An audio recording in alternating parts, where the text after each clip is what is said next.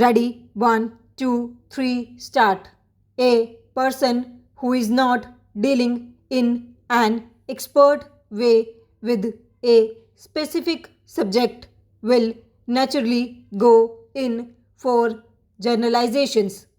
I am not expert and so I can say many things about many subjects. Looking at this institute from a distance and looking at its publications, it seems to me that it has been making good progress. Para, we have been told that similar institutes in other countries have begun to appreciate the work of this one.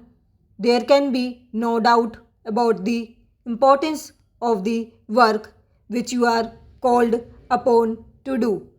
I am glad that from a small annual business session, this gathering taking advantage of the presence of so many distinguished persons who have come here today will spread out into a conference on a specific subject matter, namely recruitment and training for the public services.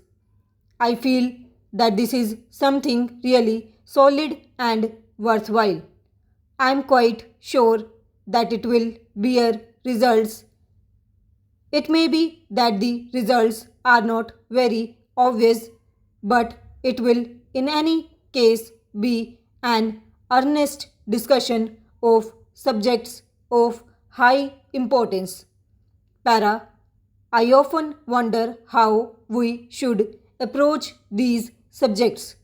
There are several possible approaches to them: the technician's approach, the professor's approach, and the men in the streets approach. I believe that most of you who have gathered here are either of the administrator type with actual experience or the professor type.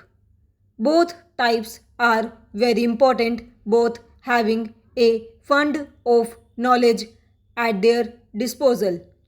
It may be said, however, that neither of these two types represents the men in the streets approach. I do not think the men in the streets approach is likely to be well informed or even very helpful. However, it is obviously an important approach because it is the men in the street or the men in the field who counts, because after all it is him that the administration is ultimately meant to serve. You must always remember that aspect. If you do not, you will have no solid ground under your feet. It is worthwhile to repeat this because the administration not only has to be good but has also to be felt to be good by the people affected. That should always be so, but it is necessary in a fully democratic setup because this is being fast developed not only in this country but in many others too.